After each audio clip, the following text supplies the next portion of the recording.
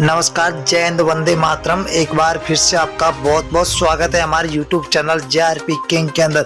मध्य प्रदेश के अंदर विधानसभा चुनाव का आगाज हो चुका है और मध्य प्रदेश के अंदर वोटिंग भी शुरू हो चुकी है। ऐसा लग रहा है कि मध्य प्रदेश के अंदर आपकी बार मध्य प्रदेश में 230 विधानसभा सीटों पर किसकी बनती हुई नजर आ रही है सरकार और कौन मारेगा बाजी। तो लेके चलते हैं मध्य प्रदेश की 230 सीटों के ओपिनियन पोल सर्वे पर।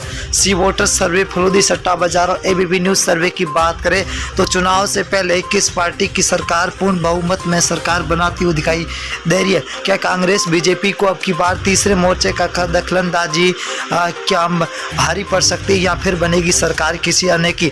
तो सी वोटर सर्वे का सबसे बड़ा 230 सीटों का ओपिनियन पोल सर्वे जारी हो चुका है। सीटें जहाँ बीजेपी को 2, कांग्रेस को 3, तो यहाँ पर BSP 0 पर है और अन्य के खाते में 0 सीट जाती हुई दिखाई दे रही है। अगर हम भोपाल जिले की बात करें तो कुल 7 सीटें, 7 में से बीजेपी को 2, तो कांग्रेस के खाते में 5 सीटें जा रही है, तो BSP को 0 सीट मिलती हुई दिखाई दे रही है।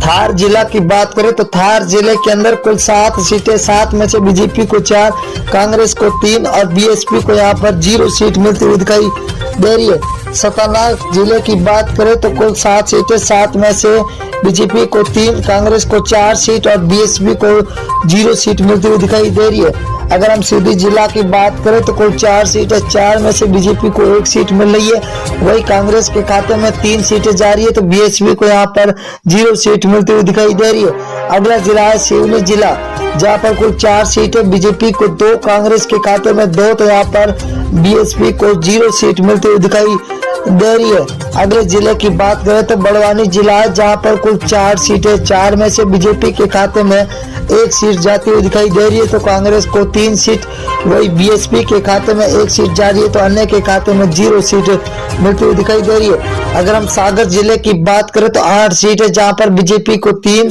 तो कांग्रेस के खाते में 5 सीट जा रही है, तो BSP को यहाँ पर 0 सीट पर संतोष होना पड़ रहा है। अगला जिला है शिवपुरी जिला, जहाँ पर कुल 5 सीटें, 5 में से बीजेपी को 4 सीटें मिल रही है, तो कांग्रेस के खाते में 3 सीट, वही BSP को यहाँ पर 0 सीट मिल रही है, तो अन्य के खाते में भी 0 सीट। बैतूल जिला है, बैतूल जिले के अंदर कुल 5 सीटें, 5 में से बीजेपी को 2 और कांग्रेस के खाते में 3 सीटें जा रही है, तो यहाँ पर BSP को यहाँ पर 0 सीट मिलती हुई दिखाई दे रही है। विदिशा जिला है, विदिशा जिला के अंदर कुल 5 विधानसभा सीटें, जहाँ बीजेपी को 4, तो यहाँ पर कांग्रेस को 1 सीट मिल रही है, तो BSP के खाते में 0 सीट जाती हुई दिखाई दे रही है। अगर हम राजगढ़ जिला की बात करें तो कुल 5 विधानसभा सीट है, बीजेपी को 2, कांग्रेस के खाते में 3, तो BSP को यहाँ पर 0 सीट मिल रही है, तो अन्य के खाते में 0 सीट। अगर हम ग्वालियर जिला की बात करें तो यहाँ पर कुल 6 विधानसभा, जहाँ बीजेपी को 2, तो कांग्रेस के खाते में 0 सीट जा रही है, तो यहाँ पर BSP का खाता खुलता हुआ 1 सीट मिलती हुई दिखाई दे रही है। अगर हम देवारा जिला की बात करें तो देवारा के अंदर कुल 5 विधानसभा, जहाँ बीजेपी को 1, कांग्रेस को 4, तो BSP के खाते में 0 सीट मिलती हुई दिखाई दे रही है, तो अन्य को यहाँ पर 0 मिलती हुई दिखाई दे रही है।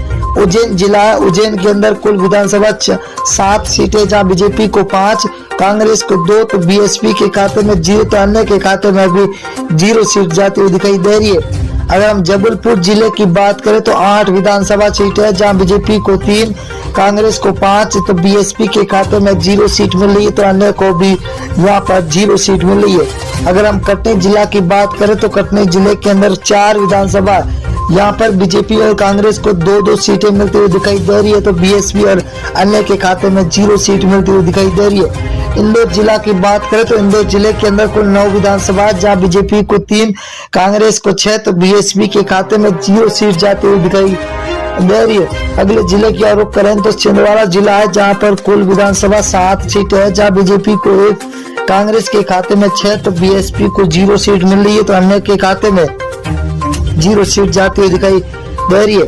अगर हम सीहोर जिले की बात करें तो यहाँ पर कुल 4 विधानसभा, बीजेपी के 1 और कांग्रेस को 3 सीटें मिल रही है, तो BSP के खाते में यहाँ पर 0 सीट मिलती हुई दिखाई दे रही है।